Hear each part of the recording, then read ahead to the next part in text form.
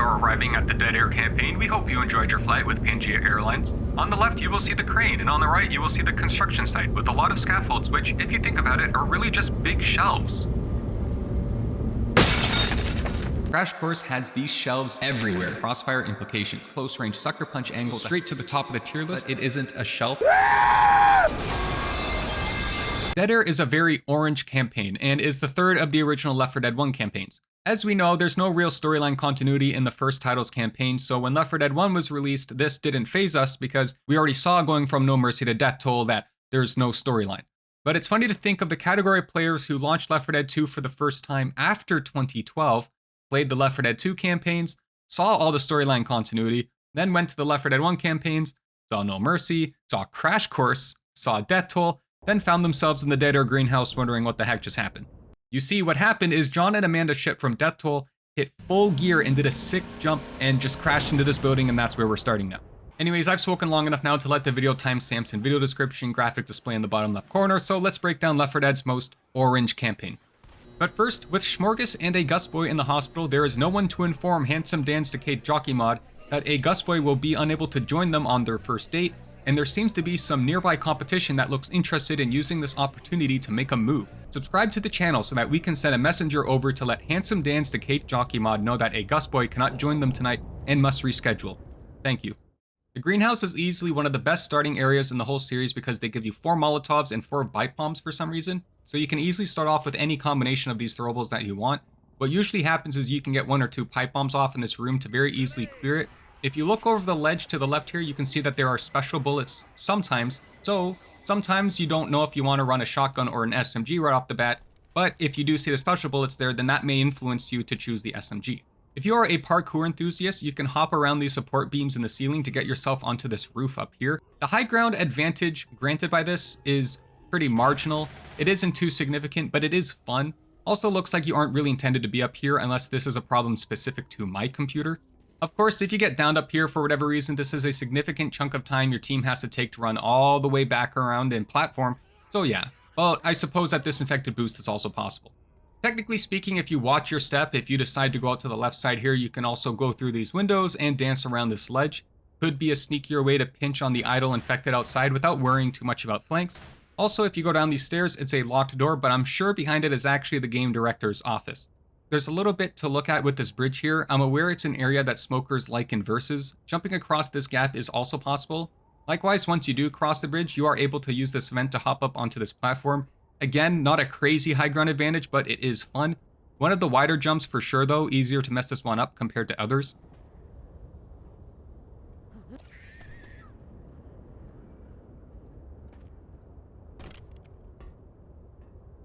If you stand here, you can see the safe house area that you're ultimately traversing to in this chapter. Your map path in this chapter is basically a big C. There isn't too much to say about this transitional area here. I don't see pills or anything on the left side often enough to justify going left every single time, but it's still a good practice since it isn't out of the way anyways. The transition back outside is a notable one because it's possible to get charged off the left side, and you can also technically fall down ahead too if you aren't careful. Straight pipe bombs can also end up falling down there. The most notable point has to be the ladder. Climbing up to face check this upper ledge can be unlucky if the 3 special infected spawn clump or horde is kicking in right as it is happening. Instead, it's a good practice to stand at the apex of this roof so you can just see what's up ahead.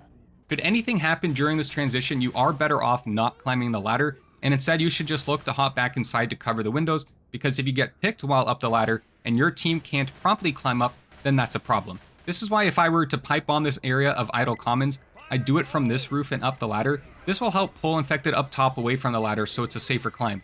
You can also use this window back here to do the same thing, though it isn't any more or less effective, but there are some cool style points.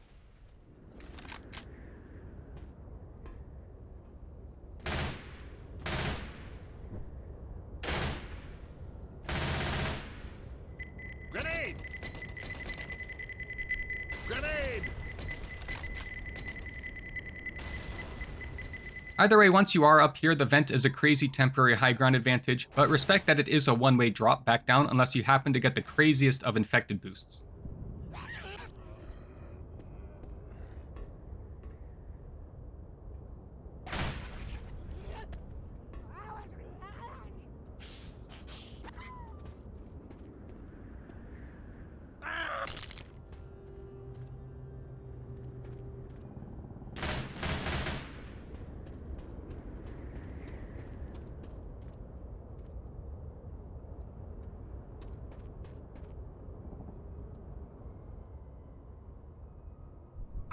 Once you move forward, there are some other rooms to check out and hold in. Should a horde spawn while you're in this area, I again like to stay inside because if you stay outside, there's a significant high ground advantage the infected have on you, and the area can get claustrophobic anyways.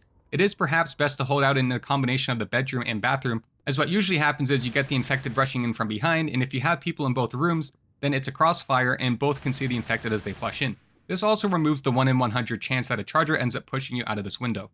Similar to the first transitional area, you can look out these windows to see diagonally into the map towards the safe house, and every now and then you can use this as a good pipe bomb opportunity or to pick off some special infected. For this final space, there is a little area underneath here where there's usually just a tier 1 weapon, but also sometimes throwables and temporary health. I've also recently decided to keep checking this back alley, but I don't really see anything here. Going back to record this part because it's a very important piece to highlight, this is one of those spots where teams should be in view of each other before traversing down.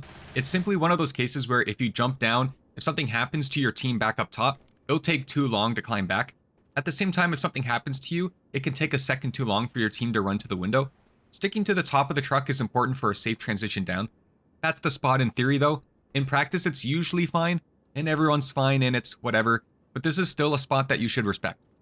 You can also jump up onto this window by using the bumper of the truck, and this line of sight down the truck is also pretty neat should you ever need it. If you look across here, it's chapter 2 and you can't see the crane. The final lobby here before the safe house can have any random assortment of good throwables or health items, so it's worth the check if you aren't being chased down by a horse. Autocorrect made it horse instead of horde, but I'm keeping it. You just never know when a horse could be lurking somewhere. Perhaps the horse is in this upper level up here and that's where it can jump down onto you. Overall, a pretty normal, mostly unnoteworthy chapter. Pretty cool dynamic to be navigating down roofs in a big curve formation though. Definitely from the Left 4 Dead 1 days, a simple first chapter with no mandatory events or tanks or anything. If I were in charge of an update, I'd actually remove most of the throwables at the beginning. I read somewhere that the rationale is that it's because the survivors were making their own supplies during some downtime before the events of Dead Air, which makes sense, even if there isn't a proper in-game lore explanation from Death Toll. But I just feel like we don't need to start off with 4 of each, primarily because this isn't a particularly long or difficult chapter anyways. I think it's an unnecessary buff, in my opinion. Aside from that, normally I'm looking at alternate route methods. Perhaps if these windows were blocked with wood and you had to break them down or be forced to walk out the door, or if this door was blocked and you had to check it once you came out. Mostly the same with here, but it's really not that unique. I don't really see any other opportunities to spice it up though. This section where you traverse down the truck in this blown out wall is cool though, although I perhaps wonder if instead you sometimes were forced to navigate down a hole in the floor or stairs, which led you back out towards this alley, so there's reason to come back out here. But I also get if this is perhaps too similar to No Mercy's Chapter 1, which also deals with starting on rooftops and navigating to street level. Chapter 2, The Crane, is one of my personal favorite chapters in the whole game for no real reason. I just think it's neat, and I have fun when I play it. Emerging from this room is something that should be done fairly quickly in my opinion. The geometry is a little awkward, and if you spend too much time clearing the idols, there's a chance an early horde can spawn from above while you are in the open, and that is just not a fun time. Likewise, it's good to straddle this fence as it's the only real high ground you can get in this area, and it can be used to cover your teammates as they jump down the one-way. And again, one-way is a suggestion because there's the most nichest of opportunities.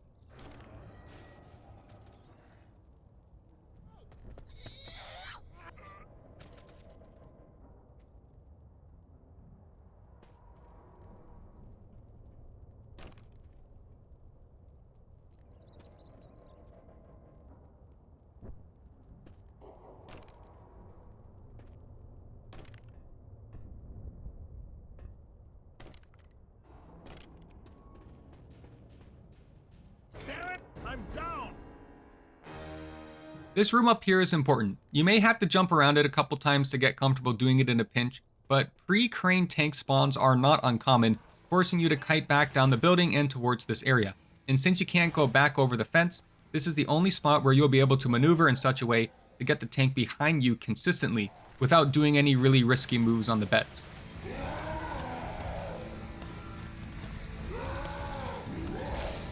Tank!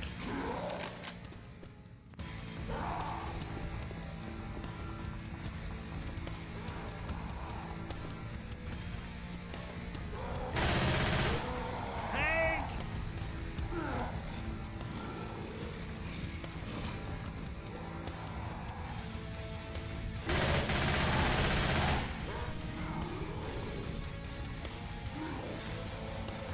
Crazy enough, this room doesn't exist in Left 4 Dead 1.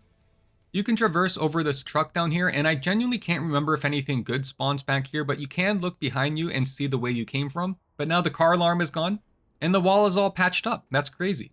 Normally when you see this truck asset, you can't really jump up on it reliably, but here you can just walk right up it. After you climb up the ladder, it is technically possible to skip the bathroom by jumping through this window. And always a fan of tier 2 weapons, which always spawn on this bed here, usually assault rifles and shotguns. This long hallway, of course, has a lot of rooms and closets to check for health and throwables, but you can certainly expect to fight a horde if you take too long.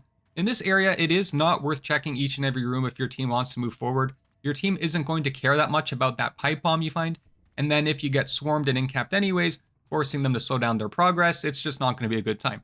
So when checking rooms, just try to be conscious of where your team is at, and if you're not playing on realism, you can try to just quickly skim rooms to see if there's an item outlined somewhere. Going massively behind for a chance at pain pills is certainly not as good as trailing just a little bit behind if you see the pills right there. While holding out in any of the rooms is excellent, since you can also just fall back to their respective bathrooms, I do also have to give a nod to this elevator position that looks down the whole hallway. It is susceptible to spitters, of course, but the visibility down the hallway is pretty nuts and very powerful. The tier 2 weapon spawns on the bed, of course, are always a combination of shotguns and assault rifles, so the assault rifles, of course, can be used here. As well, stacking up some people in the nearby room can be great too, with obvious shotgun placement and creating a crossfire. Up on the second floor is a number of breakable walls, and sort of the same deal as the first floor. Ultimately, I do prefer to check this first room on the left though, and then cross and enter the room from this angle if the wall is broken down. It's just a different angle that most of your teammates will not enter from, and you will sort of clear out any lingering, potentially flanking infected, as well as just get a quick look at any potential item spawns. But ultimately, you do find a sniper in this room as well. This crane holdout is an easier one because not only are there strong holdout spots as it is, but the game also gives you 2 free gas cans to use. In Left 4 Dead 1, a ton of my holdouts were just people force stacking the crane itself, forcing all the infected to climb up from beneath, and only having to worry about smokers, but of course we also didn't have cooldowns on our shoves, so we were just spamming that. This of course can't work in Left 4 Dead 2 for I think the obvious reason. In Left 4 Dead 1, this crane holdout was much easier as you were surrounded by this fence, so they changed it up in the second one, but even then, it's still very easy. The standard holdout I see in most of my games is this vent back here. Usually 3 people around this back vent and 1 person likes to just hold out in the crane. Then gas cans being placed anywhere around this fence. In general, this fence makes this holdout a lot easier since you can see through it, and infected have to run around it anyways. The gas can location kind of makes itself here. Another good holdout spot I see is people running back to this apartment here, since gas cans can then instead be chained in front of you, while you have the safety of the walls to prevent the chance of a special infected displacing you off the roof, just so long as you don't give the smokers a free look through this window. You can take this a step further if you like by going down these stairs and into this back room. Very safe. During my playthroughs of this campaign for this video, on realism, it ended up just being me and Flame for this whole chapter, and we used this spot, just the 2 of us, easy peasy. Technically, you can just keep going back in the campaign if you really like. Something to consider is that if you go all the way back to, say, the elevator, infected can start to pat to you by jumping down this building and across the way you initially came. So they won't all funnel into you down the long hallway. They'll also come from the left side as well. This also brings me back to the 2-in-2 holdout strategy here I mentioned before. And for funsies, why not go all the way back here to the tank El Toro area? It'll force them all to come from beneath you, and you can also see them come down from this roof. Just a long walk back afterwards though. Also, like I said about things being a one-way except for the nichest of examples, well, here's another one. If you've got 35 health and you hold down your jump button as you walk off this ledge, you can trade 34 health for a drop back to the safe house. But it has to be on the slightly higher post, and you have to drop down from the lower ledge, not the slightly higher ledge. On the higher post, you can afford to drop down from the higher and lower, but the lower pillar can only be landed on from the lower ledge. But even then, that's an 84 health drop off. Unless you want to go for the funny and even more niche infected boost opportunity. There are a couple of other spots in the crane area itself. One is to stay up on the high ground. It's pretty standard, but one reason it can work is because of the high visibility. You'll have to watch multiple angles, but you'll mostly know ahead of time if you are staying alert.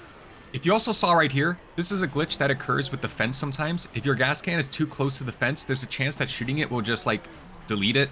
A lot also comes down to this gap here a lot of commons jump from. It's easy to shoot into and thin out numbers, and it also just shows itself as an obvious Molotov, pipe bomb, or gas can location.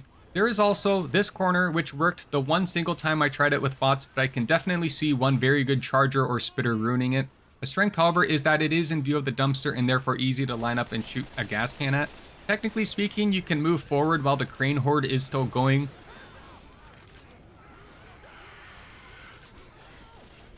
Once the dumpster is lowered, you can climb up onto it and hold out from perhaps this vent here or this back corner over here, but in my opinion, it isn't really worth it or necessary.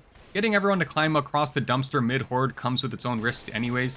If you are playing on a non-expert difficulty, you can also perhaps bait a tank into punching you across the gap here, skipping the event entirely.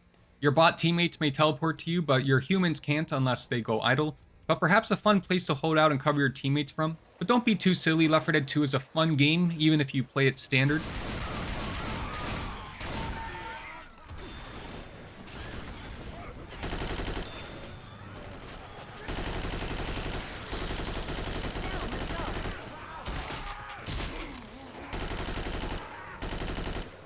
A funny thing is in Left 4 Dead 1, if you run off onto this truck, you'll get incapped, and a teammate can hold E to use the revive animation mid-air to break the fall, and then you'll both be alive and on this truck. But then the second you touch the ground, the hurt triggers will kill you. But in Left 4 Dead 2, they raised the hurt triggers to now also be on top of the truck. The silliness does not stop there, by the way, if you thought otherwise. In Left 4 Dead 1, this truck was positioned closer to this building, so people were able to speed run to the safe house by doing the same thing. So in Left 4 Dead 2, this is patched by moving the truck much further away from the roof. Also a cool little spawn room that's in Left 4 Dead 2, but not in 1.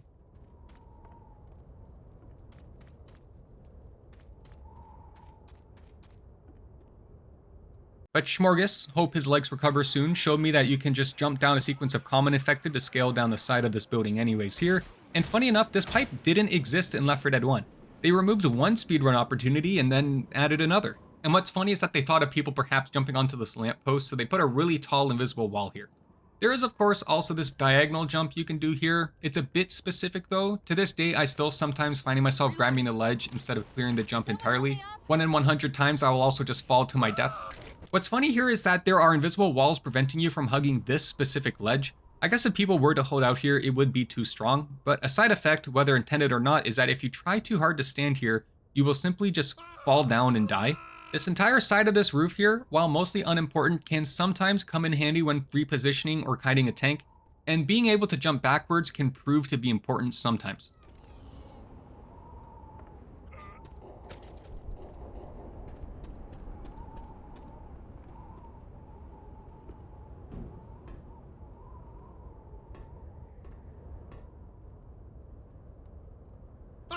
No comments on left versus right side when traversing through this next part of the chapter. Both sides have the odd chance of throwables and health items. Lots of bathrooms up here, with some being respawn closets. Funny note, this would be a really small elevator in this building, and there's no reason for there to be windows here unless the elevator has windows, I guess. In this room with the tier 2 weapon spawn on the desk, it took me several years before I realized that this bathroom exists. On this little funny makeshift office bridge here, you can just see some parts of the chapter. Part where you came from, part where you can go later. Speedrunning legend Lulu Zafer showed me the skip here by jumping across to the pipe and then down. I know that this series was originally about no exploits, but I'll be honest, that's because I was overthinking a bit at the time and decided I didn't want people to do this in public lobbies because, you know, they saw it in the Normstorm video, so I'll just say it now. Don't do this shit in public lobbies. No one will think you're cool and it'll just make the lobby a 3-person game. The thing about fighting hordes in this area is that it is very effective to be behind the desk and shooting down the multiple doors you just came from. I do find that sometimes this room can get a bit claustrophobic and overrun. If possible, I do like holding out across the bridge in this area because you have the kitchen to hold out in and there's crossfire options.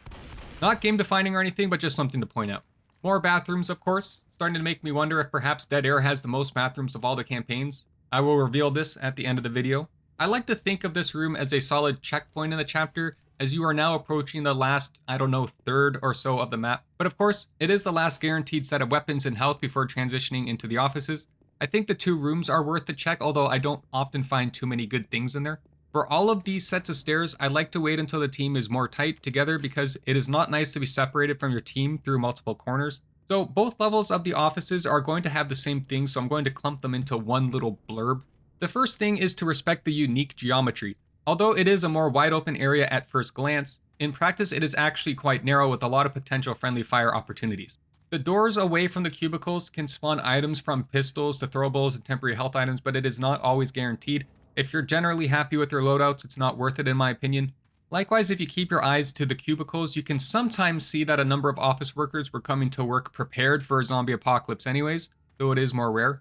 Ultimately, these rooms are excellent for cutting tanks, especially if you're low health. Being able to just jump up and over a lot of the cubicle dividers will take advantage of the tank's long climbing animations and can let fire get to work on them, as well as just keeping them inside of your teammates.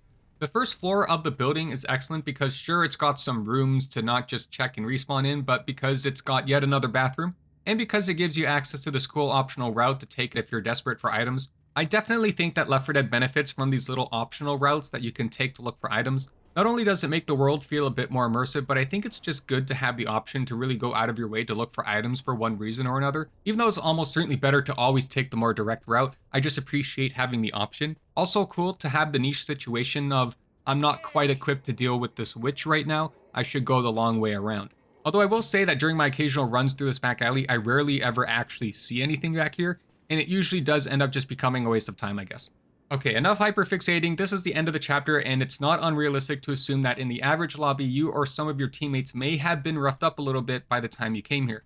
Be mindful of when you last faced a horde. It might be more beneficial to hold out in the rooms inside and wait for a horde to fight in there, instead of wandering out into the street and getting flanked by a horde while you are trying to cross and are low health. And once you do cross, of course, there are a few more rooms worth just taking a passing glance at, because you just never know when you're going to come across an extra bile jar or pills. So ultimately, like I said, the crane is one of my favorite chapters. In practice, there are just a lot of side rooms to check, lots of long hallways as well, but visually you do get a shakeup of streets, offices, hotels, rooftops. Pretty fun to be navigating up and down a lot. It's also just interesting to think that both safe rooms are technically not that far apart if the survivors could just simply climb fences. If I were to make adjustments, I do think that it is a bit random that the fence at the beginning is a one-way drop. I think it is quite awkward that the tank kiting is up in this building here. It's fun and I enjoy it, I just think that perhaps this one-way fence doesn't need to be here. What if there was a little warehouse section here that you could just navigate through to go back? Or if there was a scaffold position somewhere so that you can go back over the fence but you need to jump around a little bit? I wonder if it has something to do with wanting to prevent people from just running all the way back to the safe house during the crane, but I think if they're just going to run all the way back there, then just let them at that point. Left 4 Dead is for fun. There are other chapters where running back to the safe house is possible, like Death Toll Drains, Church, No Mercy Generator Room. Dead Air Crane can leave this area open here, and besides, because people can just jump down onto the pillar anyways, so. But for other random map options, what if sometimes the world spawned where after you climb the ladder, you actually have to enter the building through one floor higher up, and then you get back down onto the original floor by jumping through the roof of this elevator, and then it's possible to climb up back here?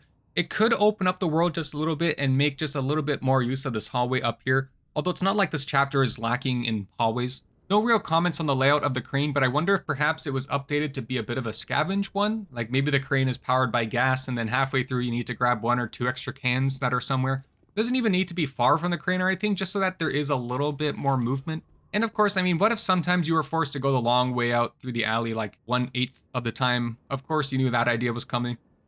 Alright, the Chapter 3 construction site. First off, I like the safe house. It is cool and there are some cool bars and a cool little parkour opportunity. I also did not know that there was this little spawning area above the safe house until this very year, 2025. But also, it's not there in the first title. Love the subtle foreshadowing on this wall, by the way. Cool self-storage loop that sometimes, but not usually, has items. Very cool. The crane is not visible from here. Not cool. Tier 2 weapon spawn. Very cool. In Left 4 Dead 1, you used to be able to light the fire and then run back to the safe house, but they added this fence here for Left 4 Dead 2, and this one I actually agree with. I don't think players should be able to hold out in the safe house here because the dynamic of this event is that it is basically right at the beginning of the chapter. It's a longer chapter where you have to do a holdout first, and then your health economy later on is more or less dependent on how well you perform at this event, unlike the crane which you still have to travel a fair bit to reach. That said, there is a very cheeky pipe bomb throw here that you can do to detonate the gas cans without committing over the fence anyways.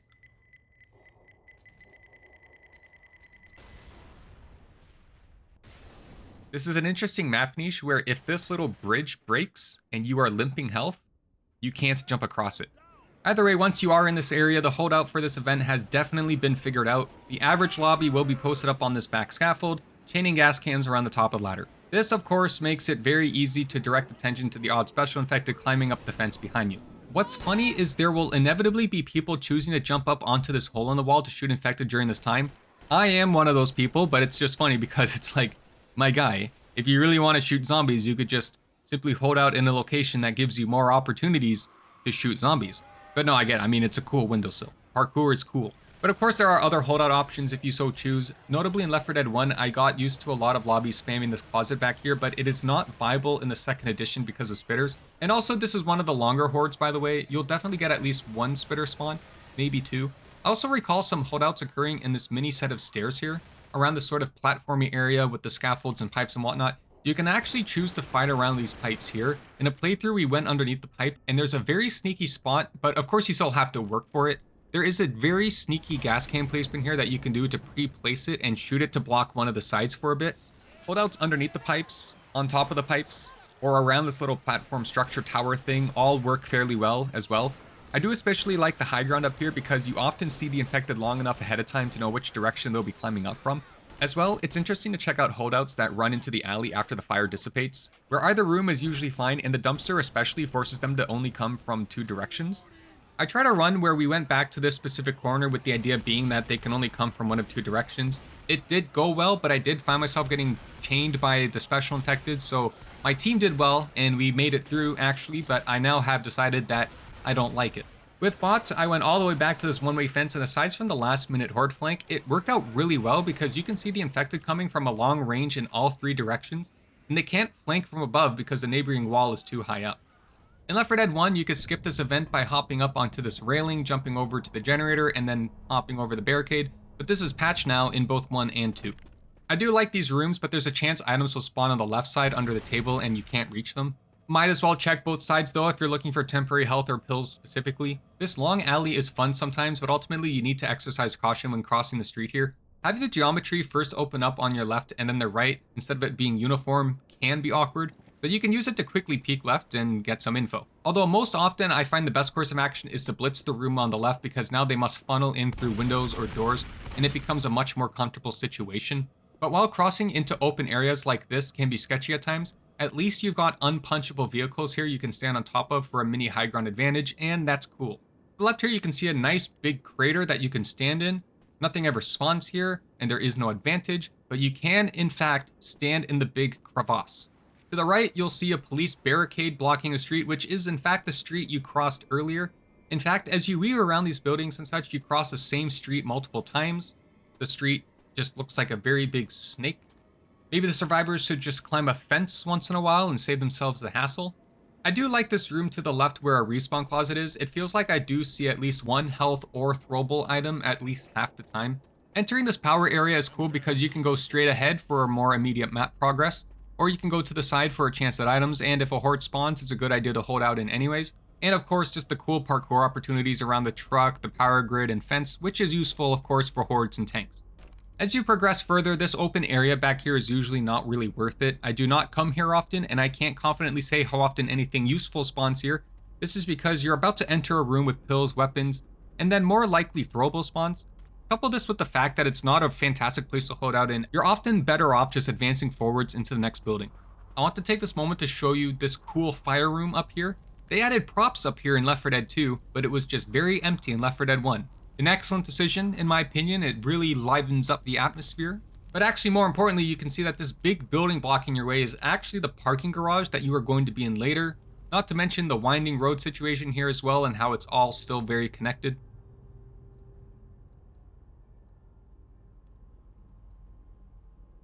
There's parkour opportunities in this room, specifically by climbing up these bags or forklift and onto the big tanks.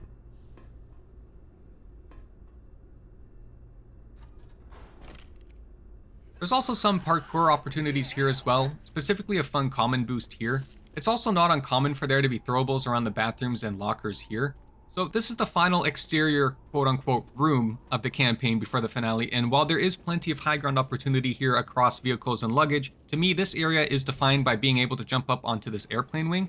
And even if you can't or don't want to climb up on top of this wing for one reason or another, even jumping over it can grant you vision of special infected like a tank or charger to just get them to move and start approaching you, and then you're closer to indoor choke points than if you were to walk all the way around.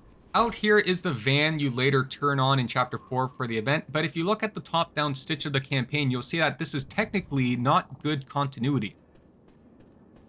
Entering the parking lot, it's a curious detail that you can't jump through the windows on the first floor, but you can on the second floor. I'm a big fan of the parking lot here. The ambience is amazing, and I'm a little disappointed that we don't have more parking lots like this in the game.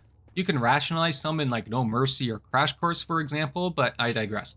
On top of this respawn, there's also a dark room off to the right, which sometimes has health or throwables, and same in the second floor, which has this entire back area covered in pitch black darkness, which also has another closet as well. I'm a huge fan. Again, it's just really cool. You can look over here and see a car pileup, and there is technically a third floor that is modeled up here, but it's inaccessible, which could perhaps be viewed as a missed opportunity, I think. In the spiral staircase, I feel like one time I may have seen an item at the bottom of it once, because for some reason I now always look down here just to find nothing. Back respawn closet up here, which can sometimes have an item in it like a defib or a throwable. Big cool bridge, big fan. I think this last room next to the safe house only being here for last minute infected flanks is kind of funny. But also I like the lobbies where it ends with the horde spawning behind you as you're crossing this final bridge. Just really cool atmosphere. Also in this long, silly room is a door that goes nowhere. So all in all, a fairly lengthy chapter that transitions you from a construction area to the airport, with a temporary health drop around 2/3 in. A lot of how this chapter plays out depends on how disciplined you are during the first opening holdout. I personally enjoy this dynamic, and this chapter in general is where the campaign peaks for me personally. But of course, I always have these little ideas on how we could spice things up, so let's take a look at alternate ways that we could go about the replayability of this chapter. It's too easy to point out this big loop here, so I won't. Upon entering the construction site, I'd love to see a more or less randomized layout of scaffoldings, and it would be neat if sometimes you could maneuver around the middle layers of the scaffold too. I just think there's a lot of untapped potential here with the amount of space allotted and the fun geometry of the scaffolds. I also wonder about this fire burning being similar to the Last Stand finale, where it's burning but then, now it's a scavenge. Also, when items spawn in this room, a lot of time it's just floating above the ground, and I think that should be fixed. I can also swear sometimes it's like it's inside the hitbox of the desk and I'm unable to grab it, or maybe I'm just being crazy. I think it would be cool if sometimes this power area was gated off and the way through was actually to go through this big blasted portion on the road, which then led you back into the power station area. In this room with the weapons, if sometimes you had to break through the window to advance forwards because that's just cool geometry, in the room immediately afterwards, you are able to see through this door. I think it makes sense if sometimes a van was blocking the usual doors, but you had to go through here to advance forward. In the same vein, if they made it so that it's possible to jump through these first floor windows, if you had to traverse that way while the main section was blocked off by other cars or more plane parts. And like the second floor, I think it would be cool if the first floor was just completely pitch black and if the light from this fire barrel was dimmer. Alrighty, chapter 4. First off, there's dog food, very important stuff, and this wall's some of the best graffiti that this game has ever seen. Second, I like emerging from the safe room to see the big lobby underneath you with the baggage claims and such. There's the odd occasion that a tank spawns in this open area, aggroing immediately and then beginning a long walk around to where you are, which will give you time to clear up the opening space around you so that you can meet him in the offices and start kiting him down. This pileup of concrete to the right actually connects us to the luggage area, another great example of Valve just making the most of their allotted space. I also like this random ceiling flank here. When you're in the offices, there are of course 3 very long hallways with doors on either end, and I do like to check some of these rooms, but I often find it is not quite worth the look. Sometimes there's a throwable or something, but usually it is quite empty. I would like to point out this corner room as a room of note as one of the only rooms here that are both spacious and guarantee that the infected can only come from one angle. Should a horde spawn in this area, this is a great room to hold out from. Suspicious room though, because you can see that the blinds aren't covering windows. Of course, this open area is home to the holdout event of the chapter, but it's funny that most of our lobbies don't actually hold out in here. The primary place to hold out in is, of course, this office closest to the stairs, with 1 point of entry and 2 gas cans spawning nearby. Beyond that, it's no surprise why this spot is so effective and popular, with its only weakness really being that sometimes you can get a little unlucky with where the infected spawn once the horde is actually triggered. A great tip is to simply avoid a situation where it's 3 people waiting while 1 person goes and hits the van. If you just stand around the stairs to cover while they do their run, trust me, your lobbies will love you if you do this. Another spot that I've seen be popular is running through the gate behind the van, and from there of course you can hang out in either of these rooms on the side or do a 2 and 2, but also in survival it's standard to just play out by this little piece of geometry here, and it's not a bad holdout in campaign either. There's other fun spots to run to, but let's look inside the actual holdout room. Of course, there is these bathrooms, which does technically have just the 1 choke point each, although it can be a little dark and claustrophobic, especially since you can't actually see that far from them. But of course, that's why we've got throwables and fire to make any spot in the game viable. A spot that I've always thought about but never actually tried out until this video was actually underneath the stairs here. It's dark for sure, but it is light, at least from the direction that they're coming from, and they can only come in front of you, technically. It works pretty well. They can technically flank from above, but there's been worse aerial flanks, so to speak. And sometimes by the luggage pickup over here, you can get a spawn like special bullets or something. So I think that this is a spot that's definitely worth checking out. When it comes to running back, well, I mean, it's all just offices. Most of them are just one way, but are cramped. One person per room here is a pretty funny idea because most of them will aggro to just one person. While I'm mostly indifferent to all of these rooms, this back corner I highlighted earlier is also a nice spot for all the strengths I mentioned earlier. In general, with this room, it's important to note that you can walk along this ramp here because sometimes that's helpful. Also, a niche point of map knowledge is this wall here, which can break down and connect this part of the map to the offices. It is sometimes useful for tank kiting or repositioning in general. If you look behind this concrete rubble, you can see what else it connects to, including the flanks to the metal detector doors. And way over here is the late luggage area flank, and it's funny to see this little block here that they put to help with the infected flank pathing. You'll hear me be quite vocal about how I wish this part of the map lasted longer, and I see a lot of wide open space here that could be more luggage conveyor belts instead. The whole back luggage area in general is really fun in my eyes. I'm disappointed that it doesn't stick around longer. I do not like jumping down here specifically because then you're stuck down here unless you loop all the way back around.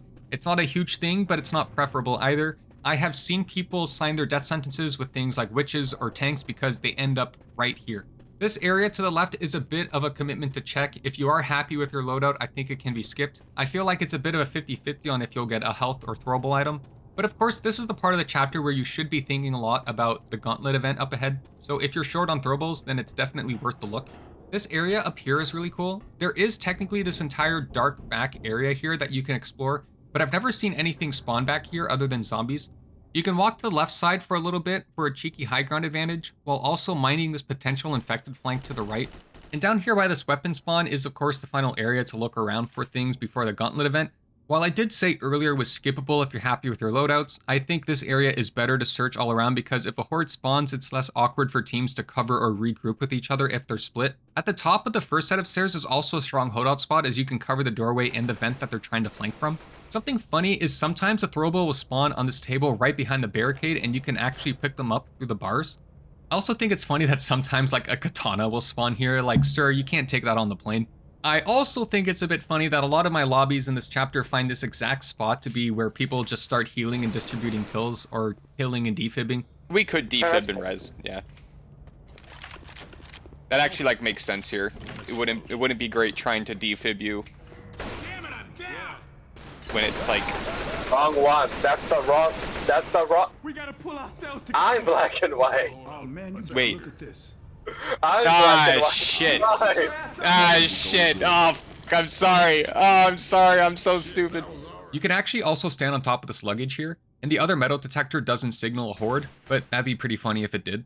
This gauntlet wasn't a gauntlet in Left 4 Dead 1, it was simply optional if you ended up walking through the gate, which you weren't forced to do, but they made it a mandatory gauntlet when porting it to the second title, which I think is a good call. Although it's unique that this is the only chapter in the entire game that has two separate events. Also, a funny detail is if you're messing around and no-clipping about in survival on this map, going through the metal detectors actually starts the timer, so there's a bit of a Left 4 Dead 2 update inspiration there if anyone from Valve or the Last Stand community team are watching. Before I break down strategies for this gauntlet, I want to just observe. Cool statue and ambience here. Very awesome. Very tranquil. There's a little food area here, which is pretty cool for holdouts in Left 4 Dead 1. It's out of the way, but if you're desperate, I do find throwables here sometimes, including bile jars. A nice little store in the center here. I never come in here, and on the odd time I have never actually found anything spawn. When I was doing dedicated look-arounds here, I did see an adrenaline shot though, but it's a pretty solid bile jar location to start off with. Also, right before the stairs is a bathroom, and sometimes you can check the room, not the stalls, but the room, and you can sometimes see health. It's a pretty quick check too. Once up the stairs, it's easy to overlook this entire gate area, but there is a closet on the first left here which sometimes has things, but not normally. And while the go-to for people is to run along the glass to do a straight line to the safe house, there's actually a lot more to the left here. There's more food courts and even more closets. I can't earnestly tell you how good of an idea it is to check these rooms for items, especially when there's an infinite horde on you. But it's really fascinating to look at, and in some test fly-throughs, I do see pills and throwables here, so you never really know. Definitely just use your best gamer discretion here. Even further down here, there's like a little seating area with cool automatic doors that actually open automatically if you go near them. I'm most intrigued by this door surrounded by shelves on both the inside and the outside. It is, with only a hint of irony, probably an insane niche crossfire opportunity. Now, as for the actual gauntlet area, if you only have one single bottle jar, I would try my best to hold on to it until you have gone up the escalator and then throw it far in front of you. This is of course to prevent a situation in which you throw your bottle jar too early, and then when you get too far from the infected, more will spawn in front of you and aggro to you along the windows. Which, more power to you. If you're more comfortable using a bottle early so that you can use fully loaded weapons to fight alongside the glass, that's completely fine, and that's how I've seen a lot of my lobbies pan out. I do just think that late bottle jars are more rewarding if you can pull them off, but it's honestly pretty marginal and up to player preference. If you've got two bottle jars, and to be honest, Dead Air kind of gives you a lot of these, it's pretty trivial. One early on, preferably off to the side or in like the little store by the stairs, just so long as it's not directly in your way. And the second one, so long as it isn't against the windows or in this main landing area between the escalator and gates.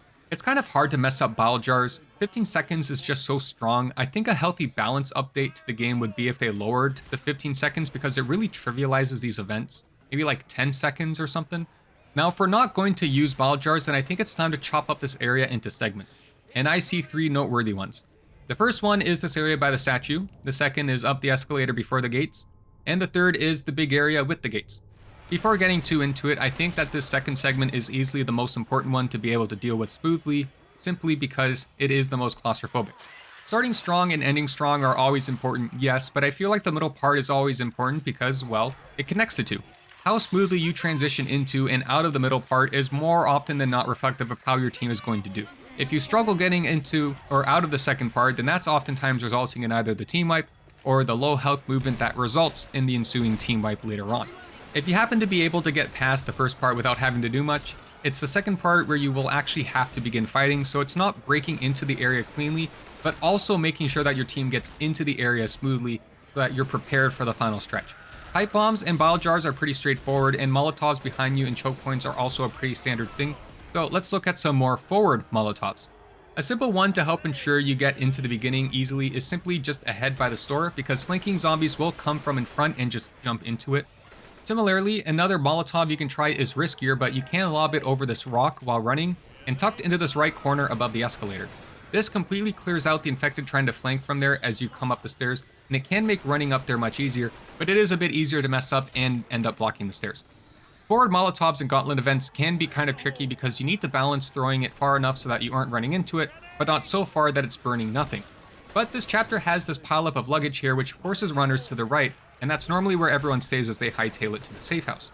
But, and check this out, while the left side of this area is all the shops and other places to check out, it's also where infected can flank you from, so throwing a Molotov over this can actually help out in eliminating some infected trying to flank you from the left side once you reach the glass.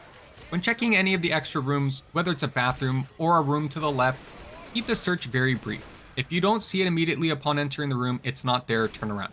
Overall, a pretty unique chapter. The airport layout overall is very solid in my opinion. I especially like the luggage area because it is very unique geometry to fight around in, and I feel like it could stick around longer than it does. I kind of like the open baggage checkout area, but I don't like the long hallways of the offices. I get these types of rooms exist in airports, but when you think airports, you don't think offices, right? And we already have offices in this game, let alone in chapter 2 earlier. You know, in real life airports, you drive off the highway, up the ramp and into a drop-off area. I feel like that definitely could have been included here, but it's all right. Also in Toronto's airport, we have this little monorail thing that takes us between a couple terminals. That's something that I think that could be implemented. There isn't really a lot to be able to do with alternate routes in this chapter. I think maybe sometimes it'd be cool, or maybe if the director thinks you're having it rough, you can alternate it so that you actually have to enter through an already broken down wall here, kind of shorten the time spent wandering around a little bit. I'm curious about perhaps incorporating some sort of one-way drop in a hole here, where you can land on some baggage or something. You could still have the escalator here, but then you would also just have the option to just jump down the hole. For the Gauntlet event, no comment. Maybe if the gates were sometimes here or a bit more to the side or something, but the chapter as a whole is pretty linear, so yeah. Alright, chapter 5. This chapter is hilarious to me because if you want to make the spot work, you can. pretty easily. You're either on a high ground using plane wings, or you're closer to the ground but have a ton of open space to see everything from afar.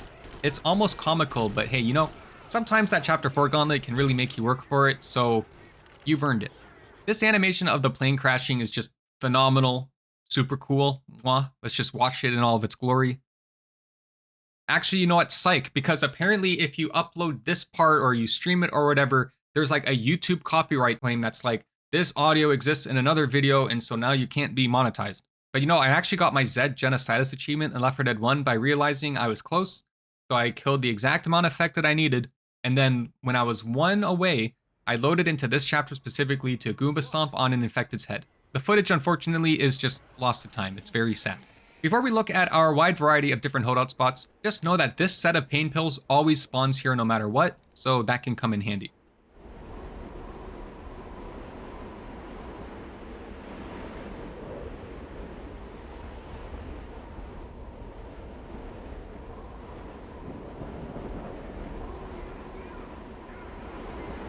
So yeah, we have a lot of spots to look at. So the first is this common standard back corner where the infected can only funnel from one side. Then we moved over a bit to the left to where I held out for my survival gold medal, then pushed it even further by hanging out by the shipping container.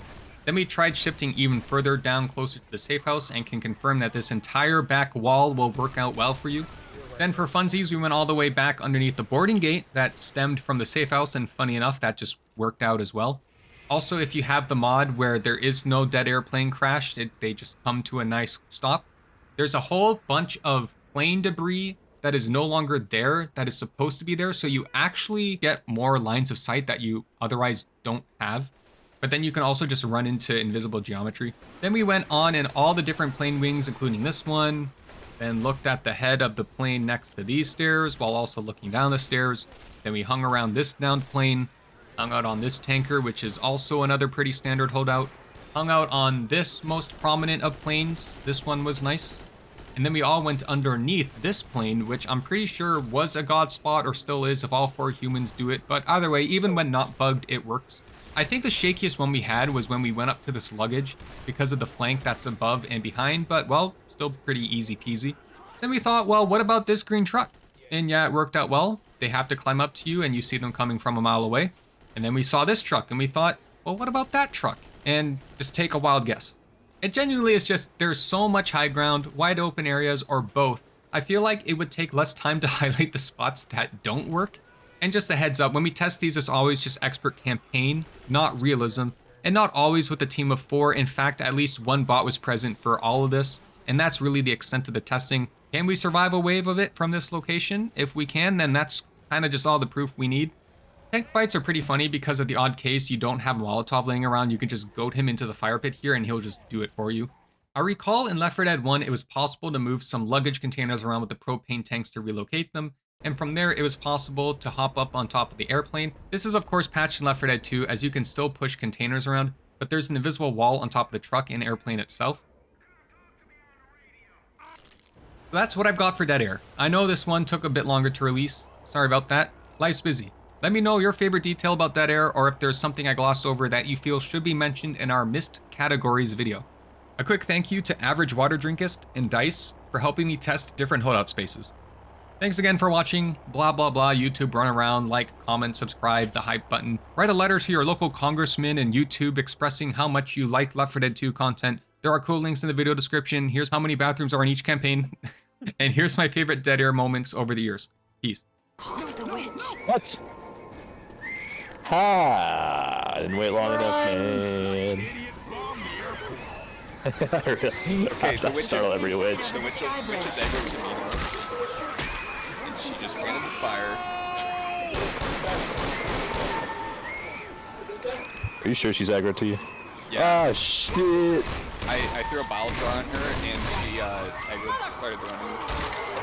I am doing everything wrong right now. I am a complete mess. There's a tank. There's a tank. No. I got it, I got it, I got it. I got it. I got 1 health. I'm gonna try and make this golf swing count. Thank you. Thank you so much. Don't let him in. Oh shit! Don't worry.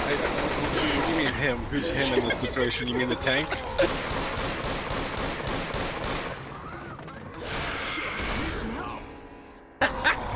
Norm Legree punched him. Oh my god. You literally can't be the bigger person. You literally How did can't that be not the hit you? How did that not hit you? Literally cannot. How be did the that bigger not hit you? person. How did that hit?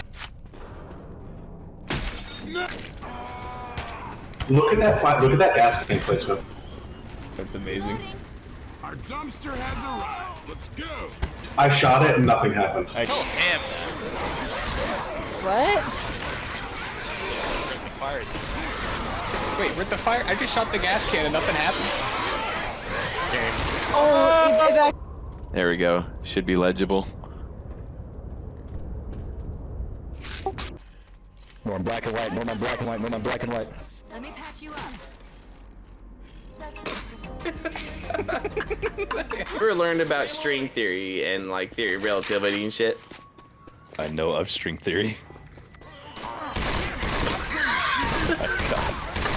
What did that have anything to do with string theory? It was just to get you to stop moving. Oh god. Are you serious? Oh no, good game. God damn it.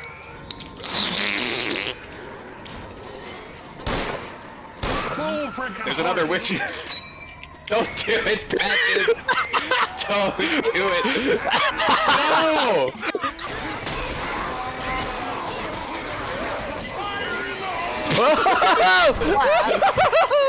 Party time! Oh my god. Reloading. Three, sir. Three. Oh my god.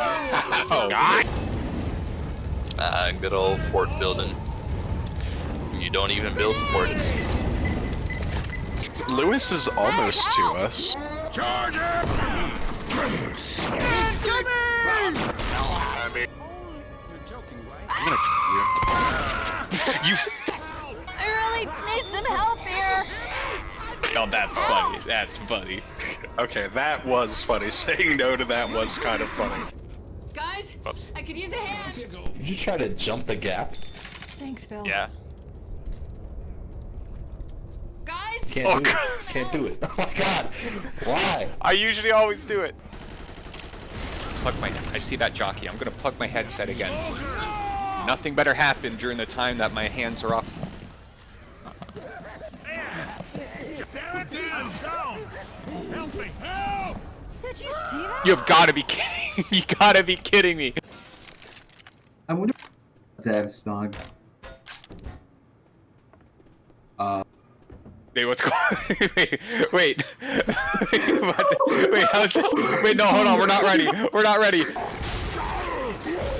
Oh no! Wait, watch one last snap. One last snipe. Oh! I was talking. Behind you. I was talking to someone how important it is. I swear to God, I saw a spitter. Got it.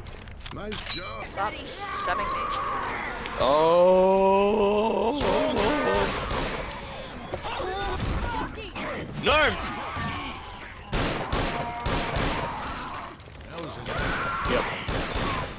Guys. I'm down.